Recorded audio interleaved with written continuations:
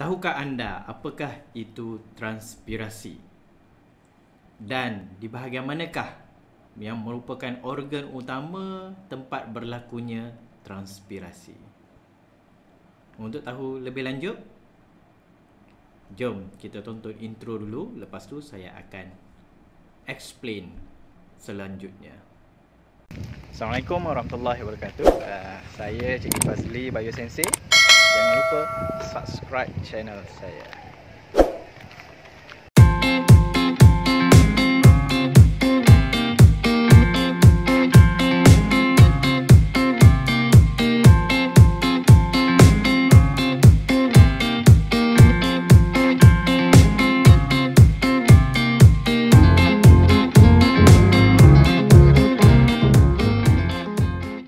Hai, Assalamualaikum warahmatullahi wabarakatuh. Apa khabar semua? Okay, so kita bertemu lagi dalam Biology Class with Fazli Biosensei bersama saya. Okay, di permulaan video tadi, saya ada bertanya tentang transpirasi. Okay, jadi untuk pengetahuan anda semua, hari ini, video kali ini, saya akan menerangkan tentang organ utama yang terlibat dalam transpirasi pada tumbuhan. Okay, so untuk kali ini kita akan cover subtopik yang keempat bagi chapter 2. Okay, so this is lesson 7 for KSSM Biology Form 5. So we will continue with our learning session for chapter 2, the leaf structure and function. So this time we will cover subtopic 2.4 which is about main organ for transpiration. Okay, so welcome back to my class and I hope all of you are ready for our learning session. And this is our learning standard for today class. Ini adalah hasil standard pembelajaran kita yang kita akan capai setelah habis sesi kelas ini.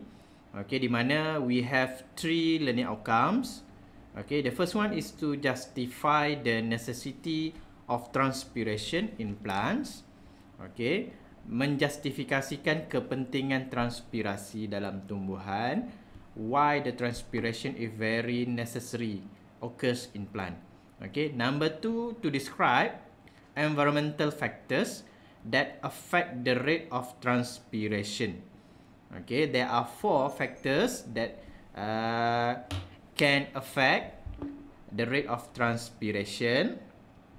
Okay, number 1 is light intensity, number 2 is temperature, number 3 is air movement, and number 4 is relative air humidity. Okey, kita nak terangkan faktor-faktor persekitaran yang boleh mempengaruhi kadar transpirasi dalam tumbuh-tumbuhan. Ada 4 semuanya, kita akan study dia punya graf dia. Yang pertamanya adalah light intensity. Yang keduanya, yang pertama light intensity adalah keamatan cahaya. Yang kedua temperature, suhu, kesan suhu terhadap kadar transpirasi. Yang ketiganya adalah air movement, pergerakan udara, kesan pergerakan udara terhadap transpirasi. Dan yang keempat, relative air humidity, kelembapan relatif udara, kesan kelembapan relatif udara terhadap kadar transpirasi pada semua tumbuh-tumbuhan. Okay, the third learning outcomes, the third learning standard is to conduct experiment to study the effect of environmental factors on the rate of transpiration using a photometer. So we will skip the third learning standard sebab yang ini kita akan buat dalam amal, dan sekiranya PDPR ni berterusan ke satu jangka masa tertentu, saya akan rakam demonstrasi untuk eksperimen ni. InsyaAllah, semoga dipermudahkanlah. Okay, we will start with the necessity of transpiration in plants. Okay, the first thing is we need to know what is the meaning of transpiration. Seperti yang saya dah tanyakan di awal video tadi, apakah yang dimaksudkan dengan transpirasi ataupun transpiration? Okay, transpiration is a process of water loss in the form of water vapor through evaporation from the plants to the atmosphere. Transpirasi adalah proses kehilangan air dalam bentuk wap air ataupun sejatan air melalui proses penyejatan daripada tumbuhan ke atmosfera. So this process of transpiration must occur from the plant to the atmosphere. Mesti berlaku pada tumbuhan dan ke persekitaran. Kalau berlaku kehilangan air dalam bentuk wap air tapi bukan daripada tumbuhan, itu kita tak panggil dia sebagai transpiration. Itu hanyalah evaporation, penyejatan. So the process of transpiration is take place through the stem and flowers. Proses ini berlaku melalui batang dan juga bunga. And most 90% of water diffuses out through the stomata pores. Okay, walaupun ianya berlaku pada batang dan juga pada bunga, tetapi 90% daripada wap air tadi akan meresap keluar melalui liang-liang stoma. Dan liang-liang stoma ni hanya terdapat pada daun saja. So, it means the main process of transpiration occurs mostly on the surface of a leaf. On the surface of the leaf. So, this is how the movement of water in plants from the root to the leaf and how the transpiration can occur. Okay, so the first one, the part of water movement in plants, the first one is the root will absorb water from the soil through osmosis. Okay, resapan air akan berlaku di akar secara osmosis daripada tanah. Air akan meresap masuk, and then the xylem will transport the water upwards in the plant stem. Jadi bila air itu meresap masuk ke dalam akar, dan air itu akan masuk ke dalam xylem di dalam batang. Okay, dan mengangkut air tersebut sehingga ke dahan. Okay, sehingga ke batang-batang pokok. And then the leaf vein transport water to the leaf. Jadi urat-urat daun tadi yang mempunyai xylem juga akan mengangkut air tadi pergi ke setiap daun. And then the water inside the leaf will evaporate into the atmosphere through stomata. Jadi air yang dah sampai kepada bahagian daun tadi akan tersejat ke atmosfera melalui liang-liang stoma. Why is transpiration required in plants? Kenapakah proses transpirasi ini sangat diperlukan oleh tumbuhan? Sedangkan yang kita nampak, air tu hilang daripada tumbuhan. Mungkin dari segi pandangan kita ianya satu bad effect. Boleh menyebabkan tumbuhan tu kehilangan air yang banyak. Sebab air diserap daripada akar, tiba-tiba bila sampai ke daun, air tu tersejat. Okay, so there are a few reasons that plant needs required the process of transpiration. Okay, so the plant roots and water will will absorb water and mineral salt from the soil. Okay, so akar tumbuhan akan menyerap air daripada tanah, air dan juga garam mineral. Okay, and then when the transpiration occurs, okay, when the water arrive at the leaf, okay, the water will absorb the heat energy from the leaf that comes from the sunlight, and then it will evaporate as water vapor to give a cooling effect. Okay, so bila air tadi sampai ke daun, okay, air tadi akan menyerap tenaga haba daripada cahaya matahari yang ada pada daun, dan akhirnya dia akan tersejat menjadi wap-wap air. Dan wap-wap air tadi memberikan cooling effect ataupun kesan penyejukan kepada tumbuhan bila cuaca panas. Okay, so when the water evaporates through the stomata of a leaf. Okay, so it will produce a pulling force that move the water and mineral salt continuously in the xylem vessel from the root to all plant cell. Okay, tadi mula-mula akar menyerap air dan garam mineral daripada tanah masuk ke dalam akar. Jadi air itu berada di dalam akar, air itu belum naik lagi sampai ke atas.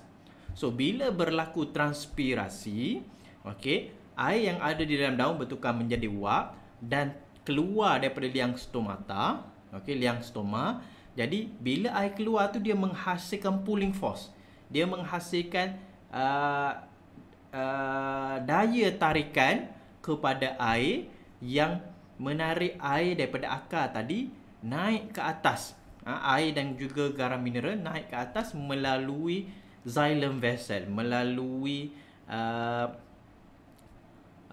xylem. Okey, membolehkan air yang berada di dalam akar tadi sampai kepada daun. So that's why transpiration perlu untuk tumbuh-tumbuhan. Jadi ada dua lah kepentingan dia. Okey, yang pertamanya membolehkan wap air yang tersejat tadi menjadi cooling effect, kesan penyejuk bila cuaca panas. Yang kedua pula menghasilkan daya tarikan untuk menarik air itu daripada akar pergi kepada daun. Okay, now kita nak tengok what are the environmental factors that can affect the rate of transpiration. Our learning standard number 2. Okay, so the environmental factors that can affect the rate of transpiration are 4. Okay, ada 4 faktor. There are 4 factors that can affect the rate of transpiration. Environmental factor. Ada 4 faktor persekitaran. Okay, the first one is light intensity, keamatan cahaya. Number 2 is relative humidity. Number 3 is temperature, suhu. And number 4 is air movement, pergerakan udara. So untuk untuk faktor-faktor ini kita akan study graf bagaimana light intensity sebagai manipulated variable boleh memberikan kesan terhadap kadar tindak balas. Faktor-faktor ni akan dijadikan sebagai manipulated variable. So dalam learning standard number 4 tu, number 3, dalam learning standard number 3, kita akan kaji dalam eksperimen, kaji 4 faktor ni. Okay, mungkin kita akan pilih salah satulah yang sesuai. So we will look at for the first factors that can affect the rate of transpiration, which is light intensity. Kita nak tengok kesan keamatan cahaya terhadap kadar transpirasi, kadar kehilangan air pada tumbuh-tumbuhan. Okay, so we look at this graph. You can refer your textbook for this graph. Okay, so kita tengok dulu, sebelum kita tengok tu, kita tengok bentuk dulu. Okay, so the rate of transpiration versus light intensity graph. Okay, kadar transpirasi melawan keamatan cahaya. Okay, so the shape of graph is in the beginning, the graph is a rise, okay, increase in a constant rate. Okay, dia meningkat pada kadar yang constant, kadar yang malar, dia naik. Okay, and then the graph become flatten, dia jadi flat. Okay, di akhirnya. Okay, so from this graph, we can see that when the light intensity increase, the rate of transpiration will also increase. Bila kadar light intensity, kadar keamatan cahaya meningkat, maka kadar transpirasi juga akan meningkat. Okay, so if the light intensity increases, the rate of transpiration will increase until it become constant. Dia akan naik sampai satu tahap, dia akan jadi malar, dia akan jadi mendatar. Kenapa dia jadi mendatar, dia jadi constant? Because of the relative humidity, temperature and air movement become the limiting factor. Sebab light intensity ni dia ada kaitan dengan fotosintesis. Okey, maksudnya bila dalam subtopik sebelum ni 2.3 kita dah belajar bagaimana opening and closing of stomata. Jadi light intensity ni akan mempengaruhi kadar fotosintesis yang berlaku inside the gut cell. Okay, so when the light intensity increase, the stomata will carry out more photosynthesis. Okay, so it will cause the stoma to open. Dia akan menyebabkan stoma tu terbuka lebih besar, and then that's why the rate of transpiration will increase. Kadar transpirasi tu akan terus meningkat dengan kadar pembukaan stomata. Okey, tapi kenapa akhirnya dia akan jadi mendata? Sebab apa? The relative humidity, temperature and air movement become the limiting factor. Ada faktor, 3 faktor yang menyebabkan dia terhad kepada satu tahap. Sekiranya kita meningkatkan kelembapan udara, mengubah relative humidity, temperature dan juga air movement, maka rate of transpiration tu mungkin boleh naik lagi. Okay, so that is the first factors. Okay, the second factors is relative humidity.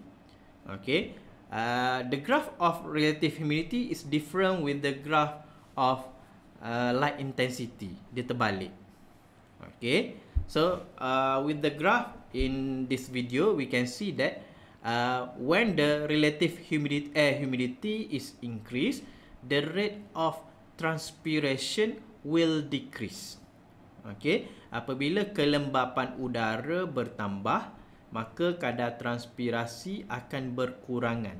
So the lower relative air humidity, the faster water escape from the stomata. Maksudnya di luar, bila air humidity kurang dekat luar, okay, kalau air humidity low, maksudnya udara di luar daripada daun, di persekitaran daun tu adalah kurang wap air, low air humidity, tak ada wap air, kurang wap air. Jadi dia akan mewujudkan concentration gradient. Maksudnya di dalam daun ada banyak air, di luar kawasan daun less water vapor. So it will cause the water to escape faster from the stomata. Jadi wap-wap air yang ada di dalam daun akan diffuse out daripada stomata lebih cepat sebab ada concentration gradient. Okay, dan kenapa bila relative humidity is increased, the rate of transpiration will decrease? Bila ada banyak wap air di sekitar daun, maksudnya persekitaran lembap, okay, maka kadar transpirasi akan berkurangan sebab concentration gradient dah berkurangan. Maksudnya kat luar ni lagi banyak wap air berbanding dengan yang ada di dalam daun. So the rate of water diffusion keluar melalui stomata tu akan jadi slower and slower and slower. Okay, so bila kadar relative humidity is lower, the rate of transpiration become higher. Contohnya waktu tengah hari. Bila waktu tengah hari, kadar transpirasi itu lebih tinggi. Okey, kadar transpirasi itu lebih tinggi. Manakala bila waktu pagi, kadar transpirasi akan jadi lebih rendah. Okey, akan jadi rendah. Sebab apa? Sebabnya relative humidity dia bertambah. Banyak wap air pada waktu pagi. Okay, the third factor is temperature. Faktor yang ketiga adalah kesan suhu terhadap transpirasi. Okay, when the temperature increase, the rate of transpiration will increase. Okay, because the temperature will affect the kinetic energy inside the water molecule. When the temperature increase, it will increases the kinetic energy in the water molecules, and it will cause the process of evaporation will become faster. Jadi bila suhu meningkat, tenaga kinetik yang ada di dalam molekul air akan bertambah dan menyebabkan molekul-molekul air itu mudah berpisah dan akhirnya evaporate dan berlaku proses penyejatan. So the higher the temperature, the higher the rate of transpiration. Bila cuaca panas, lagi tinggi kadar transpirasi. Maksudnya kalau waktu pagi suhu dia rendah, maka kadar transpirasi rendah. Jadi bila suhu tu meningkat, bila pukul 10, pukul 11 dan maksimum pukul 12 dan pukul 1, okay, the highest temperature pada waktu tengah hari, maka the rate of transpiration at that time is the highest lah. Bergantung pada suhu. Jadi suhu ni mempengaruhi proses penyejatan air. Kalau air humidity tadi mempengaruhi the rate of water move out from the leaf to the environment. And then the last factor is wind speed. Okay, the last factor is wind speed. Wind speed ataupun kelajuan angin. Okay, wind speed ataupun air speed, air movement. Okay, when the air movement is higher, the rate of transpiration is higher. Jadi kita tengok pada graf ni, bila wind speed bertambah, semakin laju, kadar transpirasi pun meningkat. Okay, because the movement of air carries away water molecules that have been diffused out from the leaf. So bila berlaku evaporation tadi, okay, evaporation tadi, wap air akan keluar daripada daun dan berada di sekitar daun. Dan sekiranya berada air movement, air tadi akan membawa wap air yang berada di sekitar daun pergi jauh daripada daun. Jadi bila dia dah bawa wap air itu pergi, maka di sekitar daun akan kekurangan wap air. So it will create concentration gradient. Jadi wap air yang ada di dalam daun akan berterusan keluar selagi ada angin yang membawa wap air yang keluar tu ke tempat lain. Okey, kalau kata wind speed tu tak ada, zero, tak ada angin. Okey, tengok pada graf tu zero. Maka kadar transpiration rate dia adalah rendah sebab wap air akan berkumpul di sekitar daun saja. So lama kelamaan air humidity di sekitar daun akan bertambah. Jadi air yang ada di dalam daun tak boleh keluar sebab kat luar dah humid, dah lembap, dah banyak tepu dengan wap air. Okey. So kalau kelajuan angin tu laju, maka the rate of transpiration become higher. Okey. Jadi bila angin kuat pada waktu tengah hari, okey, jadi semua faktor tu berlaku. Okey. Contoh yang pertama, waktu tengah hari, light intensity. Okey, fotosintesis berlaku dalam gut cell dan gut cell menyebabkan stoma terbuka. Jadi lagi banyak wap air boleh keluar sebab stoma terbuka. Dalam masa yang sama, suhu pada waktu tu tinggi. Jadi proses evaporation akan berlaku dengan cepat. Maka lagi banyak wap air terhasil. Okey. Kemudian waktu tengah hari juga air humidity is low. Okey, kelembapan udaranya adalah rendah. Jadi wap air ni kurang di sekeliling daun. Maka akan mempercepatkan lagi proses keluarnya wap air itu daripada daun sebab relative humidity dia low. Okey, dan ditambah pula kalau tengah hari tu ada angin yang laju bertiup, maka makin tinggilah kadar transpirasi. Okey, so itu sajalah penerangan saya tentang faktor-faktor yang mempengaruhi kadar transpirasi dalam tumbuhan.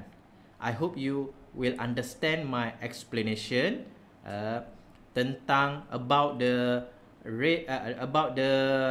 environmental factors that can affect the rate of transpiration. So, thank you for joining my biology class today, and see you again in my next video. Okay, terima kasih kerana sudi bersama saya untuk beberapa minit untuk penjelasan tentang faktor-faktor yang mempengaruhi kadar transpirasi dalam tumbuh-tumbuhan. So harapnya anda faham dan jelas tentang bentuk-bentuk graf tadi. Okey, dan insya-Allah bila kita lakukan eksperimen transpirasi nanti, anda akan lebih faham bagaimana setiap faktor tu boleh menyebabkan kadar transpirasi meningkat. Jadi itu saja daripada saya. Sekiranya video ini bermanfaat, silalah like dan kongsikan dengan rakan-rakan yang lain. Dan jangan lupa untuk subscribe channel saya. Terima kasih. Assalamualaikum dan salam sejahtera. Okey, selamat berjaya.